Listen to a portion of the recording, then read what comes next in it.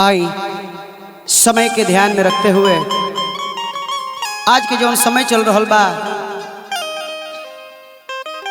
लोग जितना अपना दुख से दुखी नहीं है, दूसरा के सुख देख के दुखी बा। भाई भाई के नहीं खे पटत, माई बाप के लोग सेवा नहीं खे करत। ऐसे शिकारी बाबा के एगो रचना है। हर बाबूजी के जो कर बूझे, मम्मी जी के नौकर जुगवा ओ करा गई। तो जे भाई के मारे ठोकर जुगवा ओ करा गई।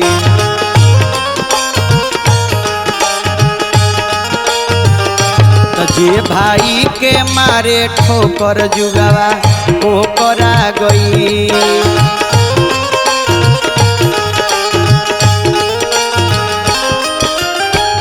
बाबूजी के जो कर बूझे, मम्मी जी के नौकर जुगवा ओ करा गई।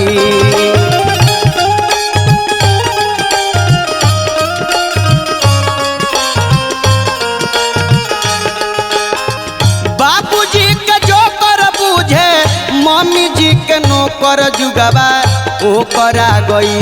जे भाई के मारे ठोकर जुगवा ओ करा गई।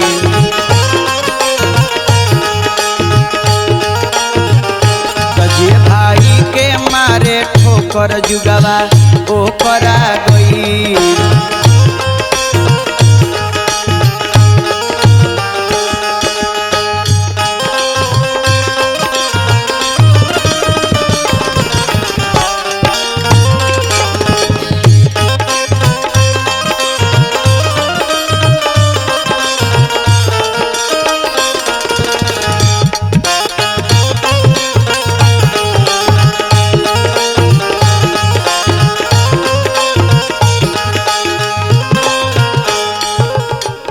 इस समय ऐसा नागल बा विकास बाबू, एगो भाई के बेटी के बाराती आवता, ते एगो भाई अपना चापा कल का मुड़ा हबर हबर खोल के भूसौली में चोरवावता। काहे हो आ तो ओकर बरियती हम सो पानी पिए सवा सरूली दिए। लेकिन ना, भाई बने के बा तो भरत खानी, बेटा बने के बा श्रवण कुमार जस, मित्र बने के बा सुदामा जी खाना। भाव लगता राकेश भैया, आखिरी कब से होता ये घर में लक्ष्मी जी लो ओ लो पे एक लाइन सुनी। बबुआ बवैली लोढ़ा से परी छैली।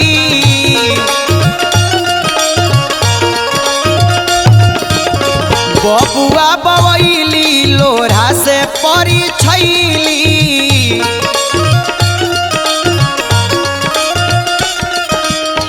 दौरा में डेग जब जेठानी घरे धैली।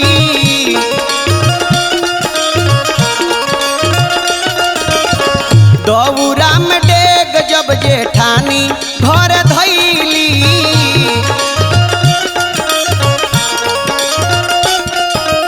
आ तब बाबू का भइले, पढ़ल लिखल MBBS पढ़ल लोग के बात कहते। बबुआ हमर भेड़ा भइले,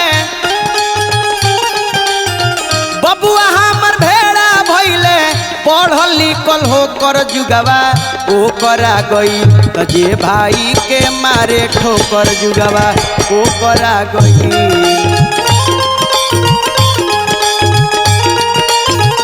तो जे भाई के मारे ठोकर जुगवा ओ करा गई।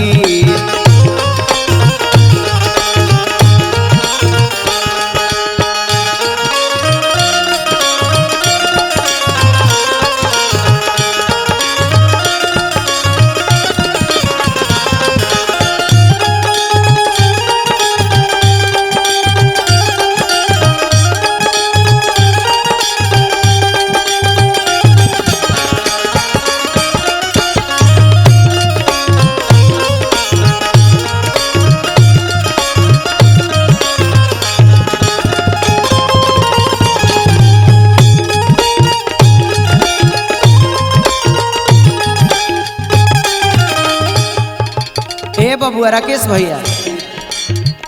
माई जी बैरी बाबूजी दुश्मन हो,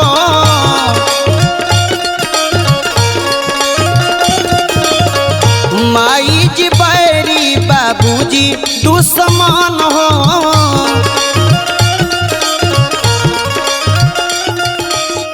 मेहरी के बुझता रे बड़काई धन हो,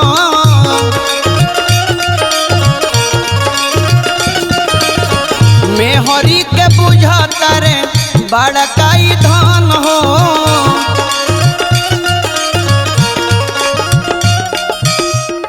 माई के समय से दूगो रोटी नहीं खे मिल, अब मेहरी के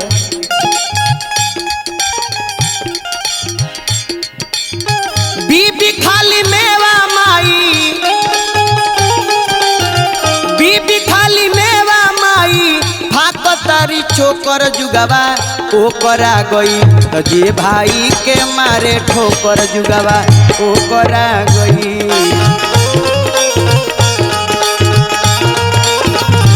जे भाई के मारे ठोकर जुगावा ओकरा गई।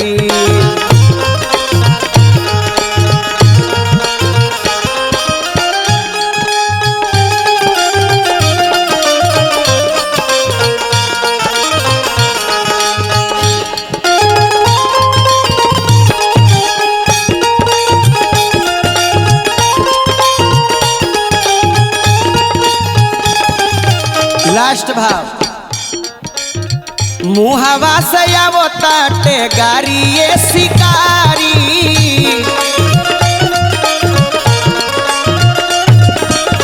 मुहावा से आवताटे गारी ये शिकारी।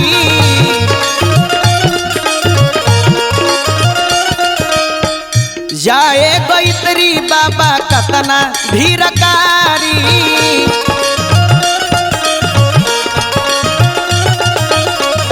जाए गैतरी बाबा कतना धीरकारी।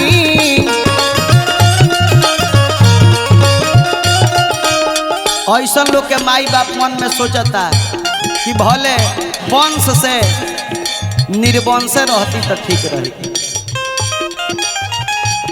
वंश से निर्वंश रहती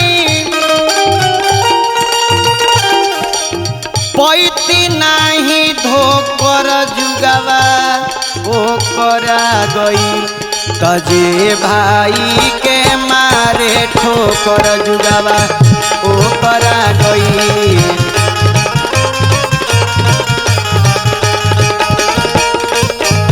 तजे भाई के मारे ठोकर जुगावा ओकरा गई।